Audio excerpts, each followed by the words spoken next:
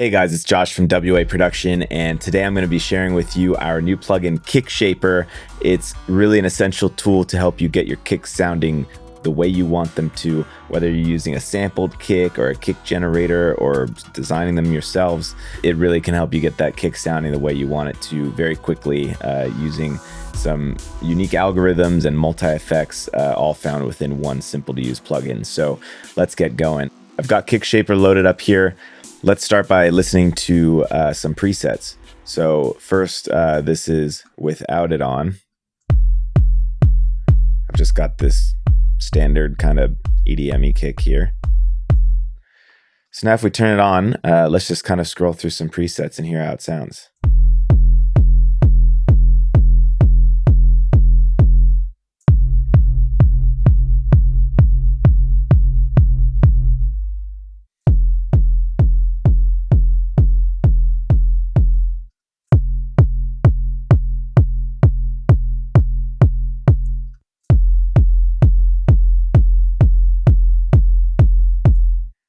Damn, that's punchy as heck right there. So as you can hear, depending on what you're going for, there's a preset for all sorts of different things. Nice large batch of presets here. So no matter what kind of kick you have, you can probably find where it will fit in your mix using one of those presets. But obviously you have full range to go in and, customize all the parameters yourself.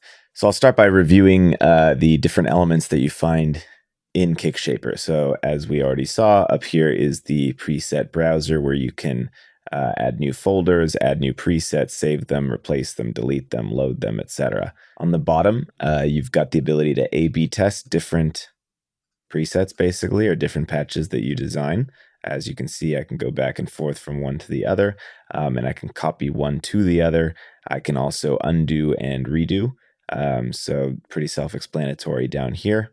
The invert button will flip the polarity so that you can avoid phasing issues if needed.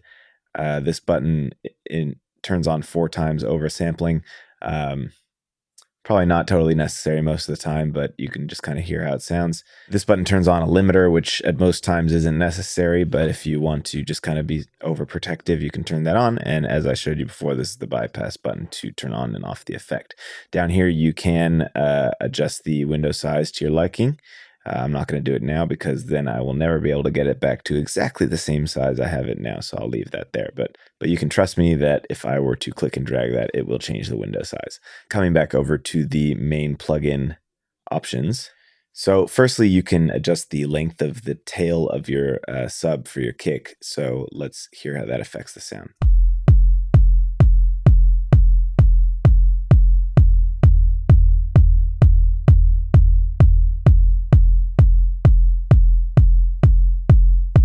All right, and then down here is a pretty unique feature. So you can adjust the frequency where your sub fundamental frequency is located, but you can also let the plugin find it itself. So the best way to do that is to turn the tail all the way up and then click find and then have it play once.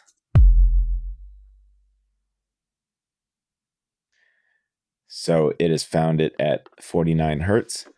So we can leave it at that. And now the added tail should actually be more in harmony with your original fundamental frequency.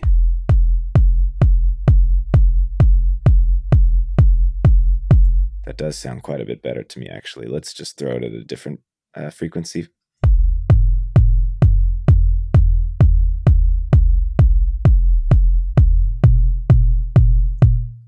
Yeah, so it definitely sounded best at the correct value. You can double click to type that in.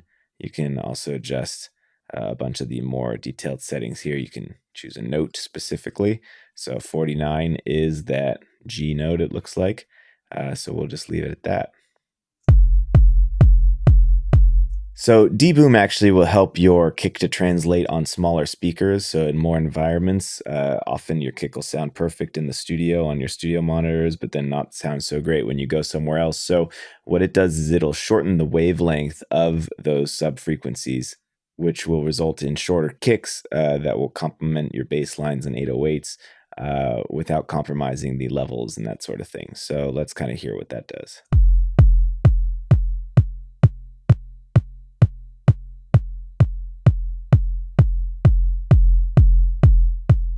So that's quite nice, because a lot of times you find a nice thick kick, but just has a little too much low end to go well with your bass line, as it said. So that would definitely help a lot to kind of get them to sit nicely together without having to sacrifice much from your kick. Rather than really EQing, this will actually just shorten the length of it, essentially.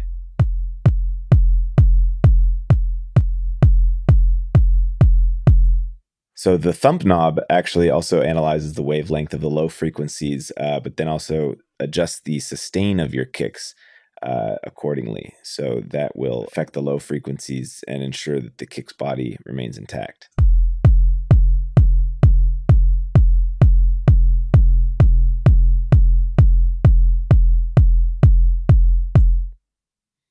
And then the click does an excellent job of transient shaping and detecting transients much better than most tools. So it can trigger itself by itself to really affect your transients significantly.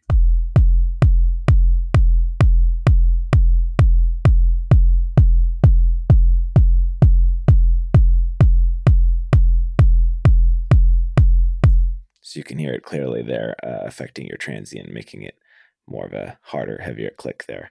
And then down here you have the MIDI button, which actually will let you direct and route MIDI into KickShaper, which can then trigger the transient shaping algorithm directly from the MIDI. So that's something you can play around with too if you're primarily using for live performance, which is where it would really help. So that's something you can try as well. Down here, you've got your input and output gain, pretty typical for a plugin like this. Down in the tone section, you can basically do some EQing that are designed specifically for kicks. So you've got a gentle low cut filter, which will shape excessive low frequencies.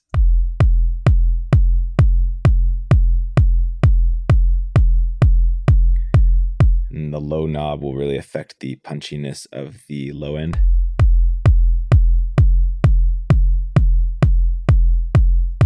The mid can be effective with dealing with muddiness.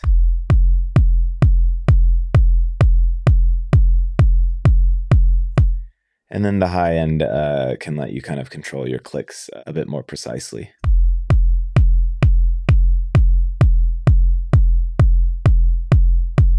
And then the enhance section will let you shape the tone of your sound in kind of a unique way with some effects, essentially. The depth will make the kick sound bigger, being modeled after analog hardware, so you can hear how that sounds.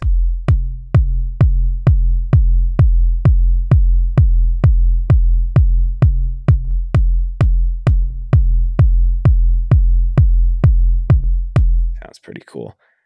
Heat will be your gentle saturation knob, adding some warmth to the sound.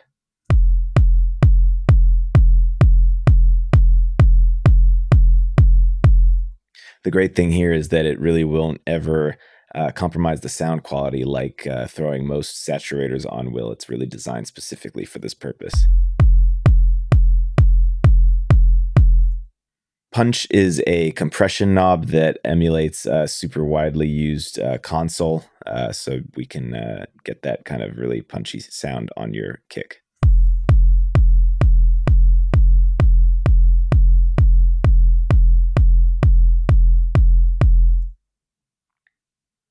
And then the clip will be a clipper that squashes your kick and removes excessive peaks from the sound.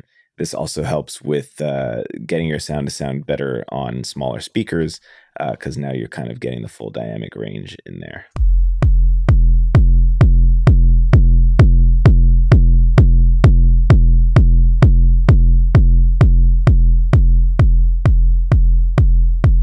So yeah, that's the gist of KickShaper. As you can hear, you can really shape your kick however you want. If you notice, there was nothing that I did there except when I purposefully turned on the wrong frequencies. There was not much I did there that really made it sound bad. I mean, even when we really pushed the punchiness, the clipper, the saturation, all of that stuff, it didn't start to sound garbled or sound like it had artifacts or anything like that. That's the beauty of this plugin, is that it's all very much designed specifically for this purpose and has been tested on a multitude of thousands of different kinds of kicks to make sure that it really works in every kind of scenario. And so if you're looking for just an easy way to mold a kick in your track to sound the way you want it to, this is the one for you.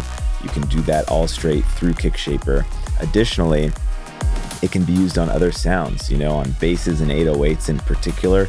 It can also sound really good there, but you can try it on anything. You never know what'll work. So give it a shot. Definitely recommend it. It's available now on waproduction.com. Have fun with it. Hope you guys enjoy it, and I'll catch you guys next time.